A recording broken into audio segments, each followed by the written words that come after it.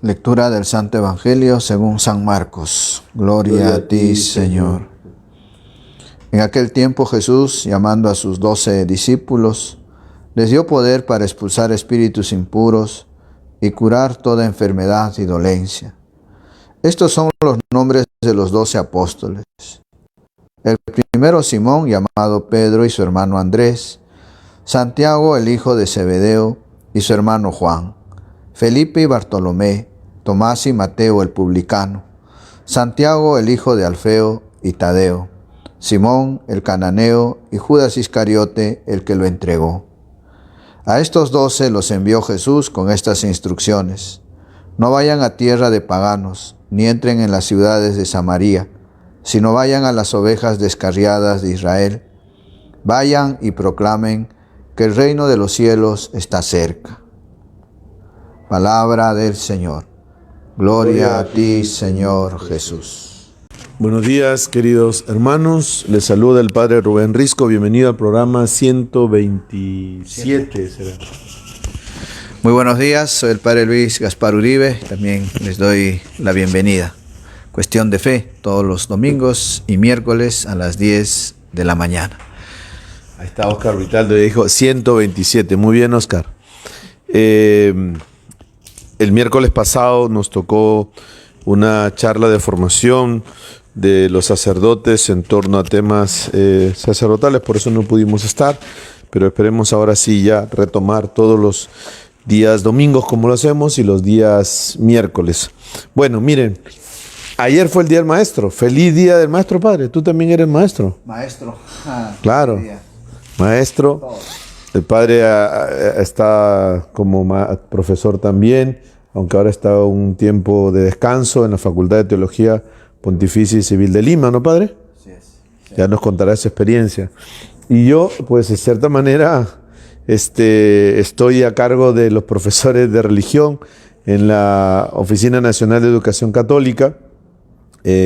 Yo, pues, de cierta manera, terminé los estudios de filosofía, teología y tuve que entrar a una maestría. Ya terminé la maestría de ¿cómo le llaman esto? Gestión educativa. Y tengo ahora que terminar la tesis con este tema de la pandemia. No la he terminado, pero bueno, voy a meterle más cabeza. Pero ya terminé, ¿no? Solo me falta sacar el título. Entonces, de otra manera estamos ligados al tema de educación. Y como les decía, el día de ayer fue el Día del Maestro. Saludar a todos los maestros. Ayer les enviamos el saludo, pero especialmente a aquellos maestros que están pasando tiempos duros y difíciles, que tienen que, en medio de esta pandemia, seguir enseñando en medio de la crisis de salud. Cuántos han quedado contagiados y después del contagio con secuelas. Muchos han perdido a sus seres queridos. Hemos perdido a buenos maestros también. De la oficina, mencionamos anteayer, tuvimos un encuentro, más de 160 profesores de religión, ¿no? O sea, no, que han muerto. Como si más de 100. No, a ver. No. A ver, yo tenía la lista. Bueno, he visto más de 100. No. ¿Para toda la SODE? No. A ver.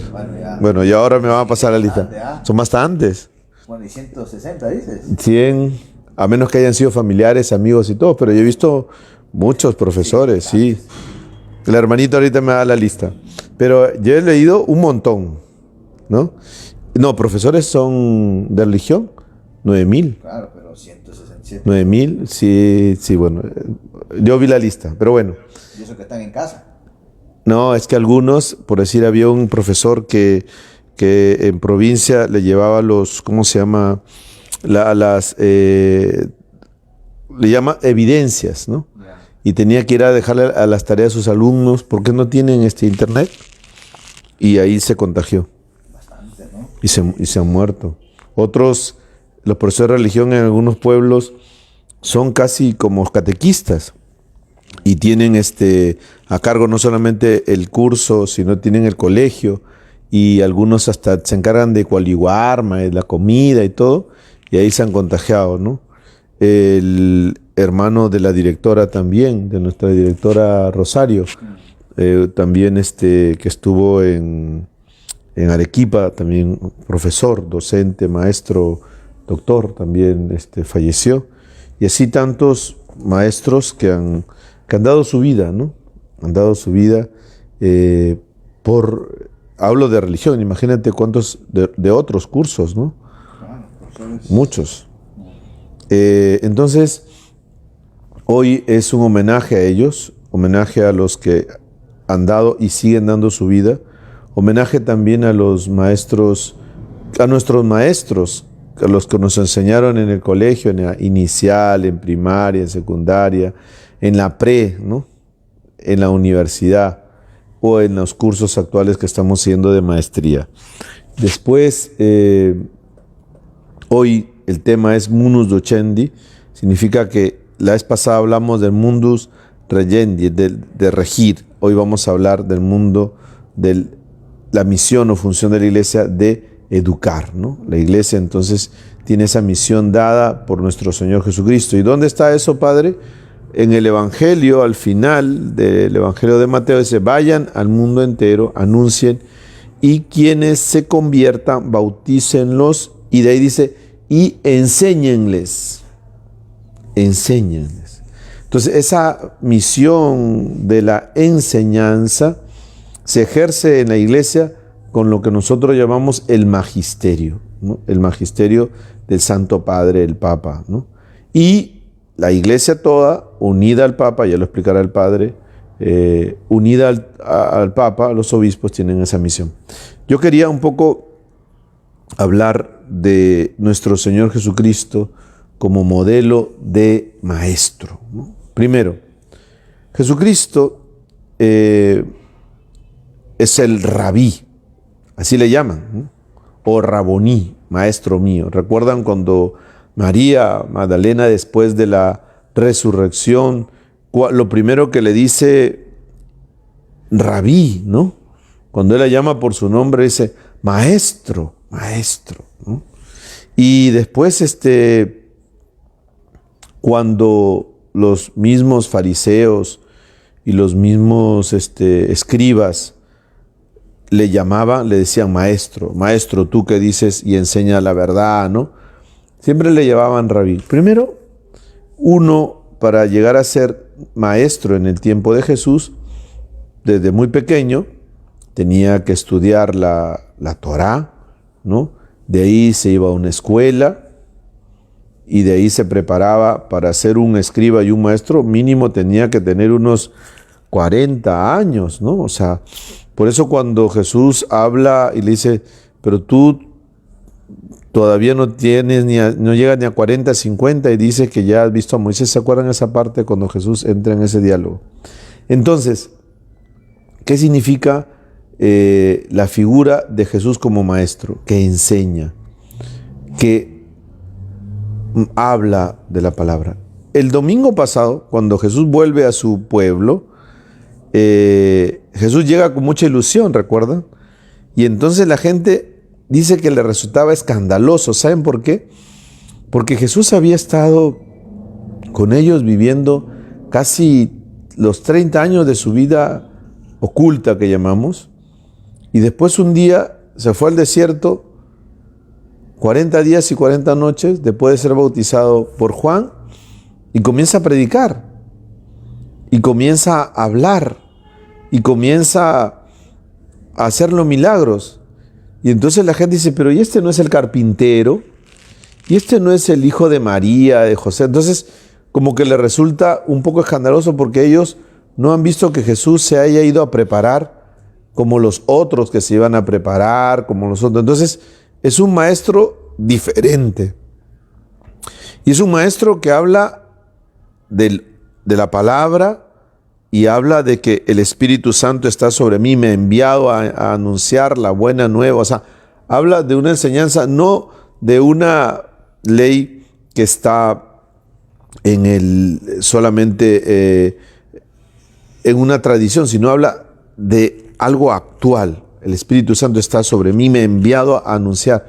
Y eso resulta algo diferente, algo distinto. O sea, un rabí diferente. Recuerdan que los mismos soldados cuando van a ver a Jesús le dicen, nunca nadie ha hablado como él. ¿Por qué? Porque hablaba con autoridad. Otra cosa de Jesús como maestro. Normalmente en el tiempo de Jesús, como él les decía, ¿no? Los fariseos, ustedes van y buscan discípulos o adeptos y los hacen peores que ustedes, ¿no? Cuando habla de los fariseos. O sea, ellos buscaban o ponían su escuela y ellos venían y se inscribían. Jesucristo rompe el esquema porque Él mismo elige a sus discípulos. Él mismo elige a sus apóstoles. El evangelio que acaba de leer hoy día el Padre. O sea, en la escuela de Jesús no es que yo, Señor, yo me anoto, Señor, yo quiero seguirte. No, no, que no deja paz, Padre. El que la zorra no tiene madriguera, pero el hijo. Entonces, Jesucristo rompe el esquema porque a Él no se inscriben a su escuela, sino Él dice, tú, ven. Escoge a 12. Es un maestro diferente. Otra cosa diferente que tiene Jesús de maestro, que tiene discípulas. Cosa que en el tiempo de Jesús era totalmente disparatado, por no decir otra cosa, y tiene mujeres que le acompañan. El tiempo de Jesús, ya saben que las mujeres ni los niños contaban, pero para Jesús tiene esa apertura y esa cercanía. ¿Qué más? Jesús es un maestro que no solamente se queda en una enseñanza de la Torá, como decía, sino es cuando le dice Juan y lo sigue, dice, maestro, y él le pregunta, ¿qué quiere? ¿No? Maestro, ¿dónde vives? Vengan, ¿no? Y lo verán. Es un maestro que se aprende en la vivencia, en el trato, en el día a día. Eso es un maestro. Por eso yo creo que la educación, aunque ahora es virtual, pero tiene que salir de esta situación, porque uno no solamente aprende del maestro o padre por el tema de conocimientos, sino es el tratar con el maestro, es al hablar con el maestro, es la parte también de ese trato que hoy se está haciendo, de cierta manera se está cortando, ¿no? Porque el maestro se convierte solo en un transmisor de ideas, de conceptos, cuando el maestro es algo como nuestro Señor Jesucristo en la vivencia, en el trato. Bueno, le dejo al Padre Luis, si no, yo sigo hablando. Perdón. Muy buenos días a todos aquellos que se van conectando en este día un poco de frío. Estamos en invierno, ¿no? Hoy, miércoles 7 de julio, queridos hermanos, transmitiendo desde la parroquia San Roque, un programa más de Cuestión de Fe.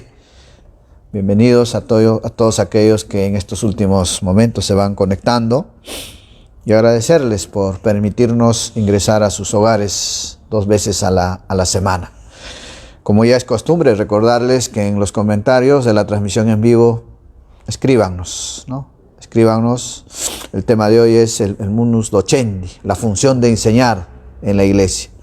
Si tienen alguna pregunta, algún testimonio o algún comentario sobre la enseñanza en la Iglesia Católica, pues pueden ustedes formularlo a través de los comentarios del Facebook de la transmisión en vivo que estamos realizando. Asimismo, denle clic al botoncito compartir de su propio Facebook de ustedes para que así se puedan unir más personas, amigos, familiares, familias, que estoy seguro a todos nos hará mucho bien formarnos y conocer un poco más de diversos aspectos de la Iglesia Católica, en este caso de la función de enseñar. Vamos a leer rápidamente ya los primeros saludos que nos han llegado en esta mañana. Lisette CB, buenos días padres, bendiciones y saludos. Ada Berrospi también nos envía saludos. Britaldo Oscar Ugasjara, buenos días padres y maestros. Rubén, Luis y Cristian. Atentos al programa 127, Cuestión de Fe. Gracias por sus enseñanzas. Gracias a ti, Britaldo, por recordarnos, cumpliendo tu tarea que te hemos encomendado y fielmente En cada programa nos vas recordando el número, ¿no? El número respectivo del programa. 127 programas ya de Cuestión de Fe, más de un año llegando a sus hogares. Manuela Esquivel Díaz, buenos días padres, Rubén, Luis, bendiciones. Dolly Giovanna Cruz Carrera, también nos hace llegar sus saludos, buenos días padres. Fabiola Gutiérrez Romero, buenos días padres, acá aprendiendo con ustedes. Qué bueno. Y estos son pues algunos de los saludos, ¿no? Bueno, voy a explicar desde el punto de vista de lo que yo un poquito sé del derecho canónico, ¿no? Las leyes de la Iglesia, qué dice sobre la función de enseñar. Para mayor referencia, dado que este es un programa corto y tampoco es nuestra pretensión agotar el tema, ¿no? Simplemente es motivarlos para que ustedes continúen en su formación, investiguen y averigüen más al respecto, ¿no? A modo de biografía, pues el derecho canónico, ¿no? Vayan al Código de Derecho Canónico, que está publicado en las redes sociales, o si quieren tener el documento más directo, pues vayan a la página web del Vaticano, Vatican.va, así es, ¿no? www.vatican.va, de Vaticano, ¿no? Va. Entonces ahí encontrarán diversos enlaces y a ustedes sabrán encontrar ahí el Código de Derecho Canónico u otros documentos de la Iglesia, ¿no? El Código de Derecho Canónico pues son las leyes de la Iglesia Católica. Si lo comparamos con las leyes civiles, ¿a qué rango están? Pues lo que es la Constitución Política del Perú, la máxima ley que tiene la nación peruana, recogidos en la Constitución Política del Perú, que por cierto ahora se oyen voces, ¿no? de modificar, de cambiar la Constitución. Claro, cambiar la Constitución implica pues hacer un cambio en todas las leyes nacionales, ¿no? que rigen para todos los peruanos. Y eso son palabras mayores, ¿no? Porque eso sí involucra muchas veces ya al destino de la nación, ¿no? A ese mismo nivel, pero en la Iglesia Católica, su constitución política es el Código de Derecho Canónico. Es las leyes para toda la Iglesia, para todos los católicos, no solo del Perú, sino lo de China, Japón, Estados Unidos, Bolivia, Camerún, Argentina, etc. Para todos los peruanos. Donde hay un católico de cualquier nacionalidad, le afecta el Código de Derecho Canónico. Y el derecho canónico tiene como 7 libros, se llama, ¿no? 7 grandes bloques, ¿no? Y ¿dónde está contenido lo que vamos a desarrollar ahora? En el libro tercero, de la función de enseñar de la Iglesia, así se llama. La función de enseñar de la Iglesia. En el libro tercero de Derecho Canónico, a partir del canon 743, 747, hasta el canon 833. En estos cánones del Código de Derecho Canónico, para la Iglesia Latina, está contenido la función de enseñar en el libro 3 del Código de Derecho Canónico. Y yo iré comentando algunos de los cánones para ilustrarnos un poquito pues más qué es la función de enseñar de la Iglesia. Primero, que quede claro, cuando la Iglesia enseña sobre el depósito de la fe, ¿no? Sobre la revelación, sobre las enseñanzas de Cristo, que sobre todo está contenido en la Biblia, en el Catecismo de la Iglesia Católica, que es como un resumen, una explicación de lo contenido en la Sagrada Escritura. Y de ahí reflexiones sobre diversos temas del depósito de la fe, que está en los documentos de la tradición de los padres de la Iglesia, los que nos han transmitido, sobre todo en los primeros siglos de la Iglesia, lo que se escribió, porque ellos fueron testigos directos, ¿no? de los apóstoles o del mismo Cristo, y pusieron por escrito sus reflexiones, ¿no? Y eso se llama la tradición de la Iglesia. Por tanto, tenemos la Santa Biblia, la tradición de la Iglesia y el magisterio de la Iglesia. Son como 3 fuentes del depósito de la fe, ¿no? Magisterio de la Iglesia son las enseñanzas de los papas y de los obispos, ¿no? Son sus cartas pastorales, sus encíclicas, sus exhortaciones apostólicas. Todo esto es función de enseñar, pero no de cualquier materia del depósito de la fe. Cuestiones de moral, cuestiones sociales, reflexión al hilo de la palabra de Dios sobre los temas humanos, ¿no? La función de enseñar de la iglesia no tiene nada que decir sobre pues, las matemáticas.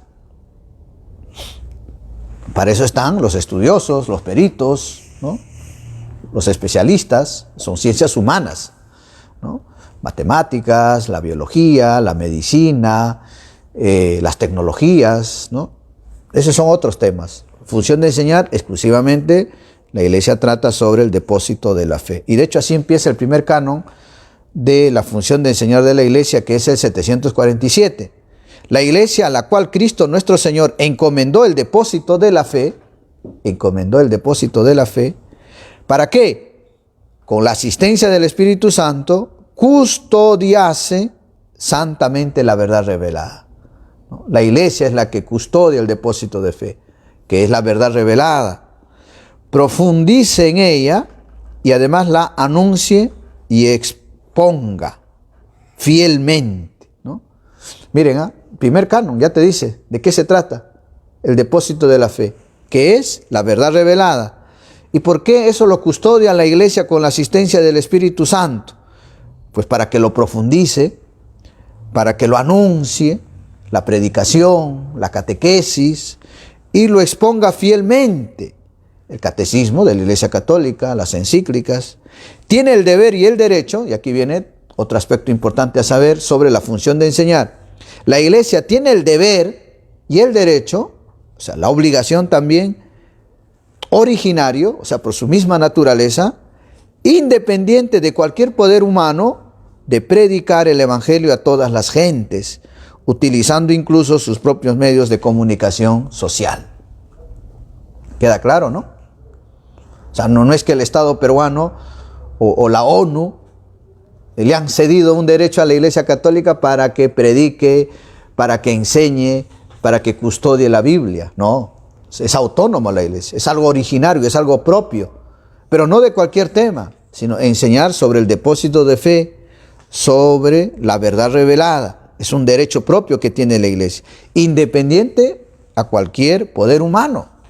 O sea, el Estado peruano, o el alcalde de Surco, o el alcalde de Lima, no le deben dar indicaciones al obispo o a los sacerdotes que cómo tienen que interpretar la palabra de Dios, o cómo tienen que dar la catequesis, o de qué forma, o cómo deben proyectar, por ejemplo, su evangelización. Eso no les toca a ellos, eso le toca a la iglesia, es su poder, es su derecho originario e independiente de predicar a todas las gentes, incluso utilizando sus propios medios de comunicación social. O sea, ¿cómo llegamos a ese depósito de la fe? ¿Cómo transmitimos esa verdad revelada? Fielmente, santamente, independiente a cualquier poder humano. Nosotros en la iglesia, a través de la catequesis, a través de las escuelas, colegios, universidades que también tiene la iglesia, a través de la prédica que hace el sacerdote, el obispo, el papa, a través de la publicación de libros que hace, el catecismo, la vida de santos, etc., ¿no? Está llegando a través de ahí la función de enseñar, pero también a través de las redes sociales, a través de los medios de comunicación. De hecho, tiene radios, tiene televisión, tiene sus propias páginas web, parroquias, diócesis, y también hay sus propias redes sociales. Por ahí también la iglesia, como dice el Canon 747, utilizando incluso sus propios medios de comunicación social. Sigue diciendo este 747, el Canon: compete siempre en todo lugar a la iglesia proclamar los principios morales, siempre. Por eso cuando hay voces que dicen, ¿y quién es la iglesia para que nos diga si convivir es adulterio o es fornicación? ¿Por qué la iglesia nos va a decir que el pecado es un aborto? Que el aborto es un pecado. ¿Por qué nos va a hacer este juicio moral sobre cuándo debemos confesarnos y de qué manera? No, la iglesia, para sus fieles católicos, para los ateos no, para los evangélicos cristianos no, para el musulmán no, es para los católicos, para ti, para mí como católico, si eres católico.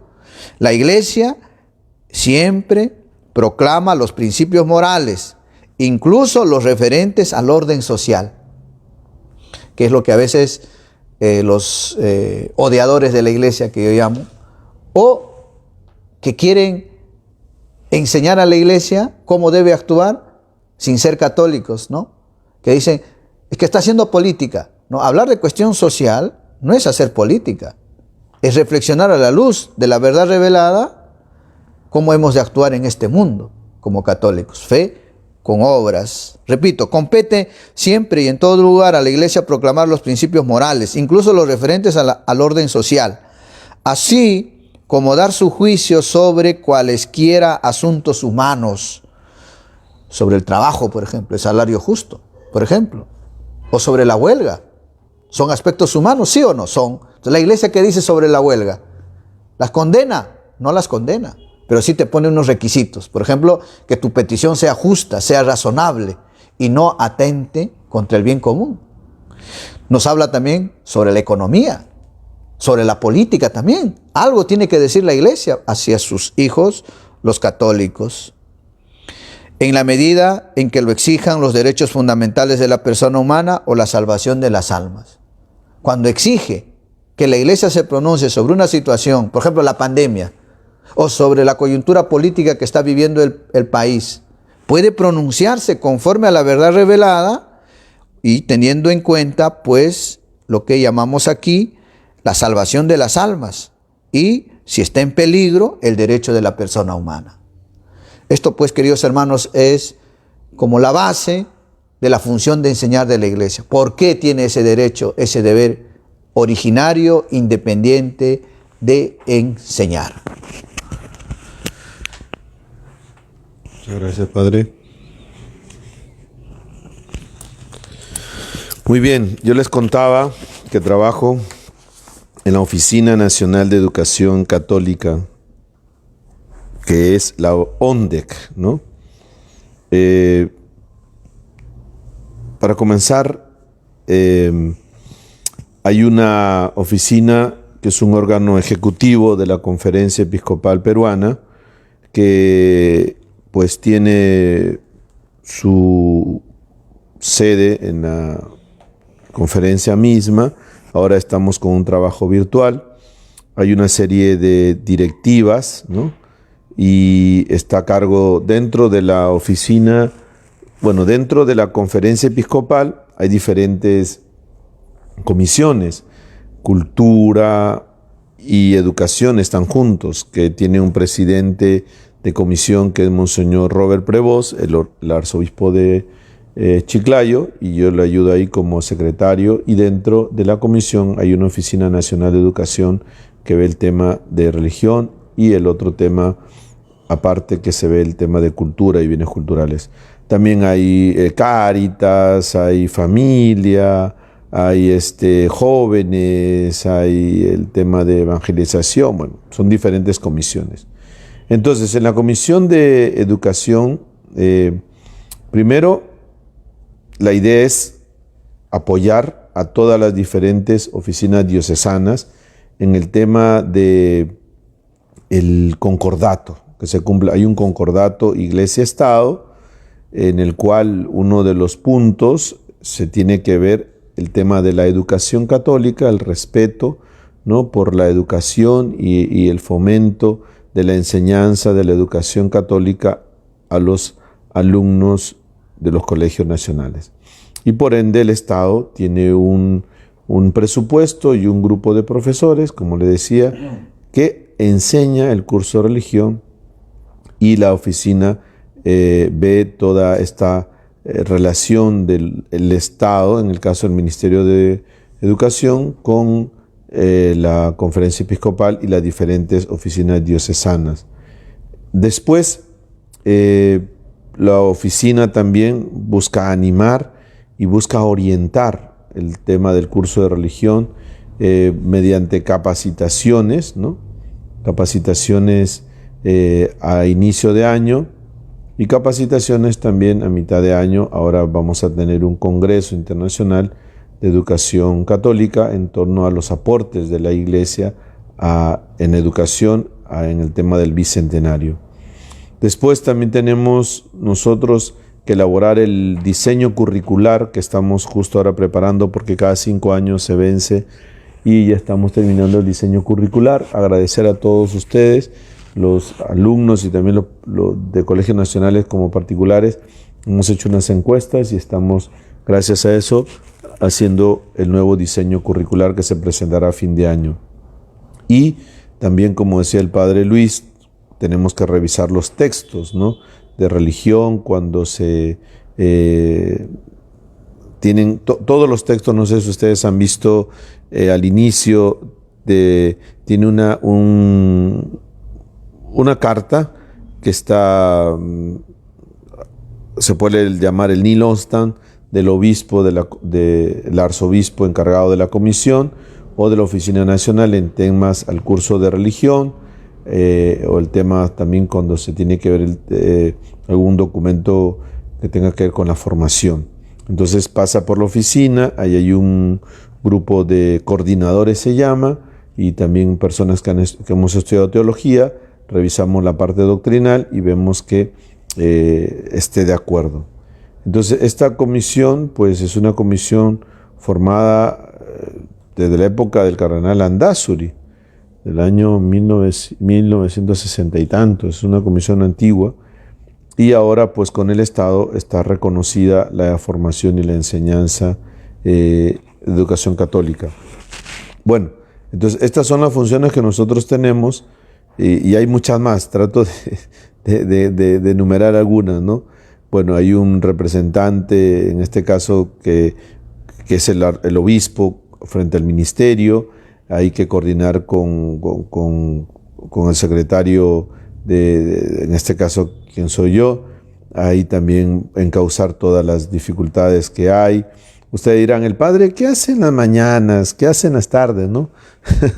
Bueno, en las mañanas tenemos reuniones con la oficina, a veces en las tardes, todo es virtual, lógico. La vez pasada una profesora que tiene problemas, que de repente está en provincia, no le pagan no sé cuánto, ya se llama la OGEL, o si no el ministerio. Esta oficina diocesana que está en la Concepción, que no tiene plazas. Hay un padre también que está allá en Pichanaki, en el BRAE, ¿no? O sea, de una u otra manera, la oficina ve todas las dificultades. Bueno, hay una directora que es la Miss Rosario Urbiola, pero hay todo un equipo que se ayuda, ¿no?, a elaborar también el plan anual, organizar. Bueno, las competencias es todo lo que tiene que ver con el tema de educación a nivel nacional, y especialmente el curso de religión. Y bueno, y cualquier cosa que necesiten, pues estamos allí en la oficina. Ahora todo es virtual. Y hay una jornada también laboral. Hay que cumplir también con ciertas normas y leyes que el Estado nos pide, porque estamos nosotros también dentro de los profesores, los coordinadores, la directora y quien habla, dentro de un trabajo en coordinación con el Ministerio de Educación en torno al trabajo de los profesores, a la elaboración que se habla del plan. Ahora, el curso de religión, lamentablemente... Hay una pregunta, ¿no? Saludos, padres. Una pregunta: ¿por qué se ha perdido la enseñanza de curso de religión en algunos colegios? Eso es muy importante. Muy bien, es una buena pregunta. Todavía al encargado.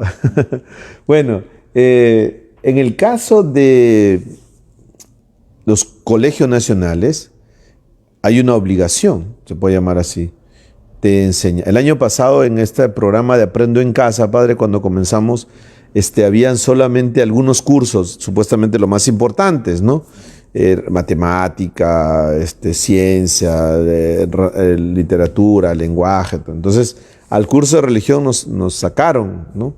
Porque decía el ministerio, no, que cómo se llama, que se le caía la plataforma, bueno. Y entonces los profesores de religión de todo el Perú, junto con la oficina, coordinación, hicimos nuestro plantón virtual, ¿no?, entre comillas, y recogimos firmas y presentamos todo. Hicimos como una marcha, y gracias a Dios nos han vuelto a poner en Aprendo en Casa, ¿no? En el Estado, si algún alumno que dice que tiene que pertenece a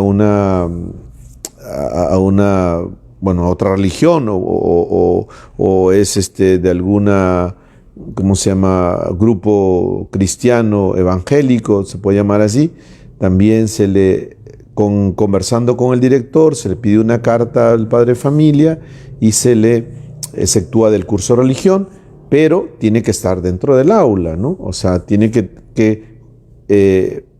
que evaluar esa nota, ese curso, ¿no? Pero con permiso de los papás y del director se hace toda una gestión. Ahora, colegios, el tema de los colegios particulares, ahí sí ya no entramos, ¿no? O sea, estos colegios que llaman estos colegios del, ¿cómo se llama? Bueno, no voy a poner nombre ya, para evitar la antipropaganda, pero hay colegios que lo único que les preocupa es que sus alumnos ingresen a la universidad. Y quitan el curso de religión, quitan el curso de educación física, quitan el curso de filosofía y solamente se preocupan de cursos concretos para la universidad. Lamentablemente, el ser humano no solamente tiene que estudiar matemática o literatura o lenguaje o ciencias, también tiene que desarrollar el arte, tiene que desarrollar la espiritualidad. Dentro del currículo nacional, que también hemos ayudado a hacerlo, padre, hay dos competencias, las finales en parte al tema de religión y el tema de la espiritualidad, que están metidas. Por eso no se puede sacar el curso de religión del colegio nacional, pero los colegios particulares, pues ellos sí tienen su propia, se puede llamar identidad o carisma. Y los colegios parroquiales, pues no, pues eso sí, su función principal es evangelizar y tienen que enseñar religión, ¿no? Claro, había una dificultad, me acuerdo, yo estuve casi 10 años en el colegio parroquial San Ricardo, donde fui promotor y ayudamos a mucha gente. Venían alumnos que eran evangélicos, padre, y yo le decía, pero ¿cómo los va a poner en un colegio parroquial, no? Y por si aquí tenemos misa, tenemos el ángelus al mediodía. Y decía, no, padre, es que yo quiero ponerlo aquí porque aquí dan una buena formación. Tengo a mis sobrinos, tengo a mis hijos, tengo a unos amigos, pero aquí yo enseño religión, la monjita está acá. No se preocupe, padre, aquí yo quiero poner a mi hijo. Y así aceptaban. Por eso cuando a veces me dicen que esas son las normas, o sea, es como que si yo le digo, pongo a mi hijo en un colegio premilitar, ¿no? Leoncio Prado, y le digo, no quiero que le enseñen a cantar el himno, o a marchar, o a hacer disciplina. Bueno, es que esa es la razón de ser, pues, ¿no? Del colegio. Por eso, hoy más que nunca, también el curso de religión, bueno, eso es otro tema que había preparado, pero ya después lo diré, también tiene que, igual que los otros cursos, como le decía que estamos en el tema del currículo, tiene que haber un cambio que pasa primero por la identidad del curso, porque la misión del curso de religión no solamente es llenar la cabeza, sino es un curso diferente al de matemáticas o ciencia, porque es una experiencia de vida, ¿no? Y entonces ahí es un modelo que estamos estructurando de un sistema pedagógico y de gestión también estratégica para que haya una forma de llegar mejor, ¿no?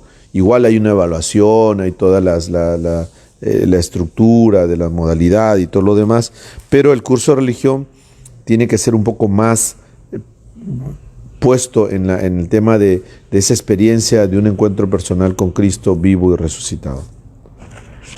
No sé si hay más preguntas, pueden hacerlas. Formulen sus preguntas, no se chupen, ¿no? A ver, saludamos, leemos los saludos. Luz Amelia Chira Suárez, buenos días, padres, que Dios los ilumine. Lisette CB, saludos. Ada Berrospi también, Liliana Bendezú Doria.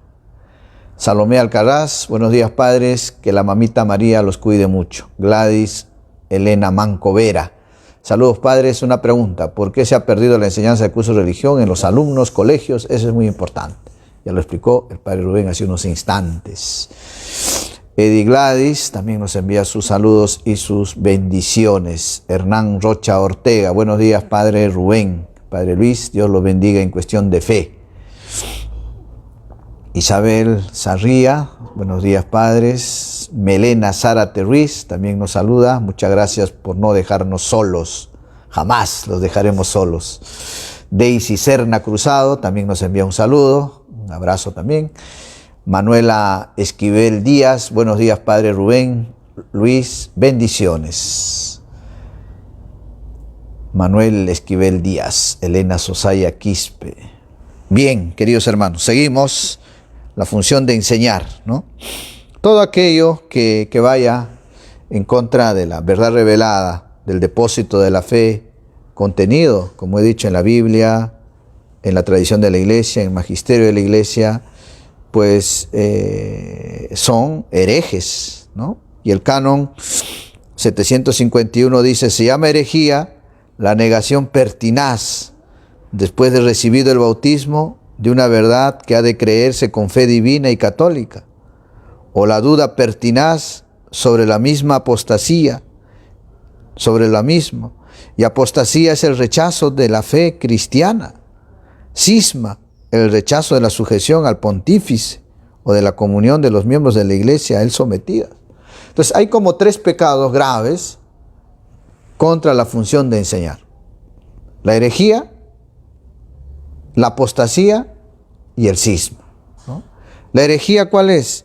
Pues la herejía consiste en negar pertinazmente, o sea, soberbiamente. Oye, te estoy diciendo que es un misterio de fe lo que está contenido en el credo. No, yo no creo que Dios es todopoderoso. Yo no creo que Cristo ha resucitado. Es el depósito de la fe, es así, es cuestión de fe. No, yo no creo. Entonces estás ahí siendo un hereje, hay una negación pertinaz. Después de haber recibido el bautismo, como católico, si tú niegas esa verdad que has de creer con fe divina y católica, eres un hereje. No hay otro nombre, eres un hereje, ¿no? Después nos encontramos con otro tipo de pecado que es la apostasía. Es el rechazo total de la fe cristiana, el rechazo total, ¿no? El hereje dice, ya, yo acepto que la Trinidad, yo acepto que Cristo vino a este mundo, pero no acepto que resucitó. Entonces estás negando una parte, ¿no? El hereje. En cambio, el apóstata dice todo, yo me voy, yo me hago evangélico, ahí eres un apóstata, yo me hago judío, yo ya no creo en nadie, ya has tenido un rechazo total de la fe cristiana, total. Eso se llaman apóstatas. Padre, entonces los evangélicos que antes eran católicos y ahora son testigos de Jehová, adventistas, etcétera, etcétera, son apóstatas. Apóstatas, pues, porque han hecho el rechazo total de la fe católica. Católica. Cisma, el tercer pecado grave contra la función de enseñar, es el rechazo a la sujeción al sumo pontífice, o sea, al Papa, y a la comunión con los miembros de la Iglesia o el sometimiento a la Iglesia, ¿no? Yo todito acepto todo, Biblia, tradición, magisterio, a mi párroco, pero al Papa no. Te estás volviendo cismático, pues. Estamos sujetos al Papa. Pero el Papa es de San Lorenzo y yo soy de la U. Ah, bueno, eso no estamos hablando, ese es otro tema. Eso no es la función de enseñar, a eso no estamos sujetos, ¿no? Padre Rubén, ¿qué dices tú? Sí, en fe y moral, obediencia, pero en otros temas... Libertad. Libertad. Así es, ¿no? Después, queridos hermanos, ¿cómo se ejecuta la función de enseñar? En el ministerio de la palabra, ¿no? En el ministerio de la palabra. La prédica del obispo, del papa, del obispo, de los sacerdotes, a través de ahí se ejerce la función de enseñar, ¿no? Los propios presbíteros son colaboradores de los obispos, anuncian el evangelio de Dios, también los religiosos, pero también ustedes, laicos, en virtud del bautismo y de la confirmación, los fieles laicos son testigos del anuncio evangélico con su palabra y el ejemplo de vida cristiana. También pueden ser llamados a cooperar con el obispo y con los presbíteros en el ejercicio del ministerio de la palabra. Entonces, por lo tanto, hay una jerarquía, ¿no? Primero, el Papa, los obispos, los sacerdotes, los religiosos, y de ahí los laicos.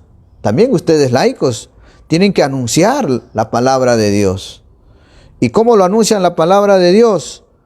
Pues a través de su ejemplo de vida cristiana. Poner en práctica la palabra de Dios, el anuncio evangélico. y además se ha de proponer íntegra y fielmente el misterio de la palabra, sin cambios, sin modificaciones, como encontramos en la Biblia, en el catecismo o en el magisterio de la iglesia.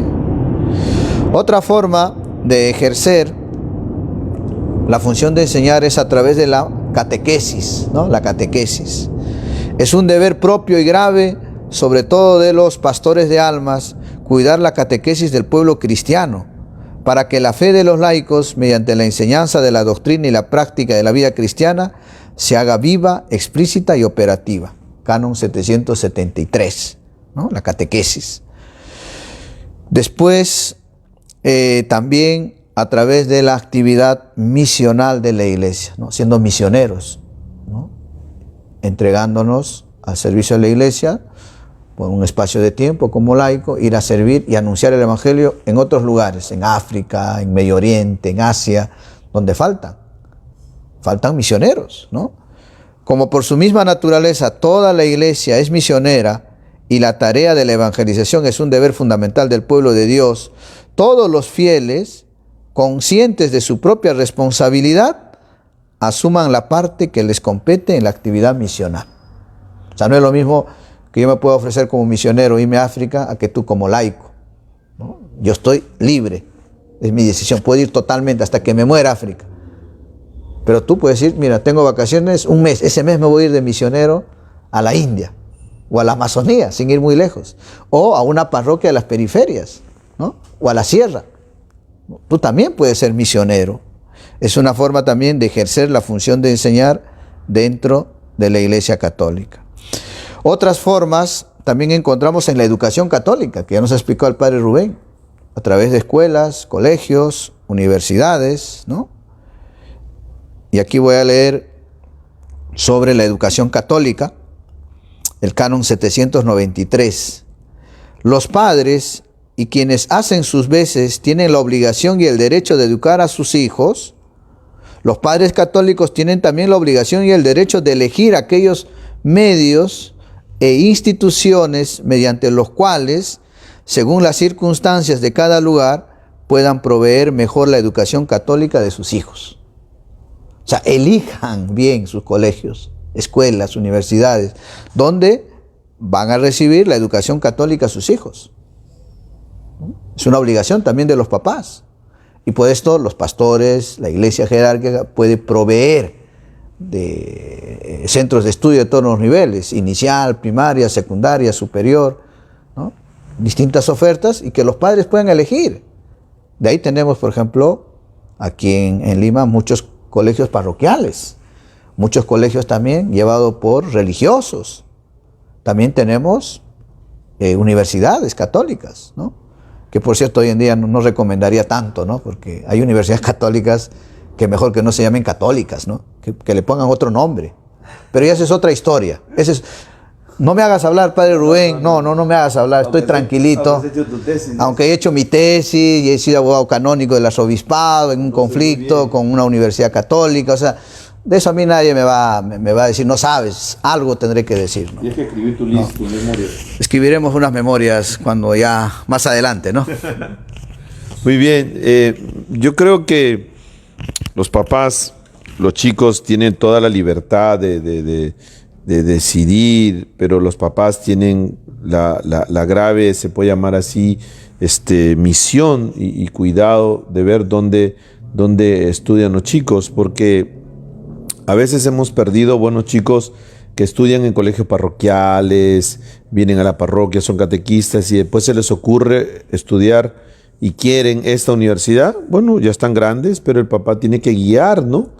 Y a veces chicos que yo he visto aquí en esta parroquia muy buenos, hasta querían ser religiosos, religiosas, monjitas, ahora se han ido a una universidad X, no voy a decir el nombre, y se han vuelto muy buenos intelectualmente, pero, disculpe la palabra que voy a usar, se han vuelto tirapiedras. O sea, tirapiedras, muy buenos manifestantes, tirapiedras contra la iglesia, ¿no? Y yo le dije, oye, en 2 años, 3 años que no vienes a la iglesia, que dejaste la parroquia a ser catequista, ¿Se te olvidó todo lo que aprendiste en tu casa, en el colegio, en la parroquia, en el retiro? ¿Tus profesores de la universidad te lavaron el cerebro para decirte que Dios no existe, que la iglesia, que sus pecados, que todo? O sea, miren que tanto trabajar para que en poco tiempo los perdamos. Y esa es nuestra responsabilidad, porque yo tengo sobrinos, sobrinas, tengo chicos que dirijo, que acompaño, y me da mucha pena que a veces los chicos no, o sea, se pierdan tan fácil y que después esos chicos lleguen a ocupar puestos importantes, ¿no? Y a veces son como, tienen un resentimiento que uno no encuentra razón, se puede llamar así, para atacar a la iglesia. La vez pasada yo hablaba con un chico que estudia en Universidad X, no voy a decir su nombre, y que yo puse, ¿te acuerdas que había uno que decía que quería quitarle los privilegios a la iglesia, que no sé cuánto, y que los curas que cobraban? Y digo, yo nunca he cobrado. Entonces, sí, padre, porque... Y yo le dije, un ratito, ven, le puse. Tú has estudiado en un colegio católico, parroquial. Yo he sido tu profesor, ¿no? Tu hermana también estudió ahí. La formación que tú tienes y si ingresaste a esa universidad fue porque la recibiste ahí. Segundo, eras acólito. Y sabes tú que nunca nos dieron a nosotros ni un sueldo.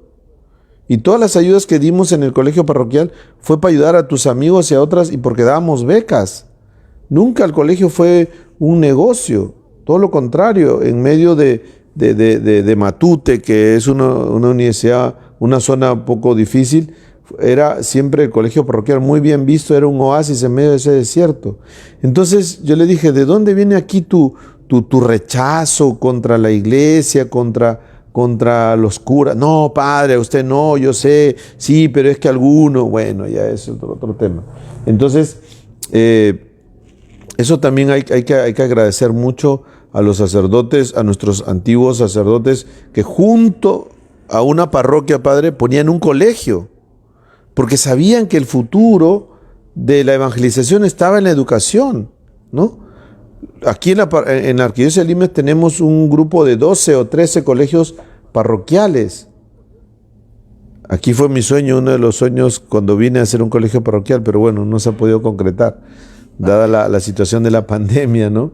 Pero ahora ya he cambiado quiero cambiar de rubro, quiero cambiar a la parte de hacer médica mejor, porque es una urgencia, ¿no? Ya estamos, otro tema, para tocar en otro tema, la parte, ¿verdad? Falta la parte santificandi, docendi, falta reyendi y ya está, de la enseñanza, santificar el cuerpo y el alma, en principio, la iglesia, lógico, pero también hay una parte de curar el cuerpo. Ya otro día hablaremos de esos proyectos. Pero hoy más que nunca, queridos hermanos, como lo decía ahí el padre también y lo recordaba Hernán Rocha Vega, cierto, padre Luis, más adelante esas memorias todos, padre Luis, es una gran tarea de todos los laicos y también los catequesis que se imparten en todas las parroquias. Es la función de ustedes, queridos hermanos, ya estamos llegando al final, de enseñar desde la mamá, el papá, los abuelitos. Ahora, no dejen que solamente sus chicos o sus nietos se metan todo el día en la computadora. Sí, pero también hay que formarles el espíritu, enseñarles a amar a Dios, enseñarles a rezar, enseñarles los valores, ¿no? Yo no entiendo, decía una persona que hablaba, una señora que hablaba la vez pasada con su hijo, padre, ellos son chicos muy buenos, muy educados, muy respetuosos, tienen los primeros puestos, pero yo me enfermé, me descuidé, estaba con problemas, y un día viene su profesora y me dice que mi hijo no ha entrado a las clases, que mi hijo posiblemente lo jalen en un curso, le han dado otra oportunidad, y yo ni enterada. Ya estamos a la mitad de año, y yo los he sentado a todos, les he dicho sus 4 verdades. ¿Cómo ustedes han podido no entrar a clase, no hacer la tarea, casi jalan el curso, se han burlado de su madre que está enferma, ayudando acá, allá, y de su familia. Ustedes eran los primeros puestos. ¿Qué pasó con ustedes? Está bien que todos estemos estresados, cansados, pero ojo, eso parte de un chico que está en clase y apaga su computadora o miente que no sé cuánto, está mintiendo. Es otro valor que no le enseña la profesora, ¿no? O que diga que no sé. O sea, eso lo aprenden en casa. Eso aprenden en casa, pero no el programa, sino aprenden en casa los valores. Y eso no lo da el Estado. Eso lo da el papá, la mamá. Y eso tienen que formarlo ustedes. Bueno, Padre, hemos llegado al final. Agradecer entonces nuevamente a todos ustedes por seguirnos. Sigamos compartiendo. Nos vemos el día domingo. Y el próximo miércoles vamos a tener el tema de la Virgen del Carmen, que ahorita se ha ido al templo, nos ha dejado, acá está otra Virgen, se ha ido al templo para la novena, que hoy día comenzamos. Padre, háganos, tu parroquia es Nuestra Señora del Carmen, a ver, invítanos. A ver, los invito, cordialmente invitados. La parroquia, como bien saben, se llama Nuestra Señora del Monte Carmelo, por lo tanto está dedicada a la Virgen del Carmen. Y el día de hoy empezamos la novena, como prepararnos para el 16 de julio, y 5 de la tarde. Rezo del Santo Rosario, inmediatamente después las oraciones respectivas de cada día de la novena, la Santa Misa a las 6, y de ahí a las 8:30 tenemos charlas marianas, virtuales, transmitido online. Lunes. Sí, hoy empezamos. En 9 días van a predicar, 8:30 de la noche, página del Facebook de la parroquia Nuestra Señora del Monte Carmelo, sacerdotes que en los últimos años han trabajado en la parroquia, ¿no? Hoy, por ejemplo, va a estar el padre Carlos Carrillo, que fue párroco en Monte Carmelo, ¿no? Hoy toca la primera charla con el padre Carlos Carrillo. Y con el administrador parroquial, el próximo lunes, le toca el próximo lunes, me parece que es el 7º día de la novena. No se lo pierdan, el padre Rubén lleva ya un mes preparando su charla, ¿no? Los esperamos en la novena de la Virgen del Carmen, en la parroquia Nuestra Señora del Monte Carmelo. Y la fiesta el 16 de julio. Jueves, pues, ¿no? Jueves 16. Y el miércoles vamos a hablar de la devoción, ¿cómo se llama? El escapular y todo lo demás. El Señor esté con ustedes. Y con tu espíritu. Y la bendición de Dios Todopoderoso, Padre, Hijo y Espíritu Santo descienda sobre cada uno de ustedes y les acompañe siempre. Amén. San Roque, que este virus no me toque. Todavía no nos está tocando. Buen almuerzo. Nos vemos.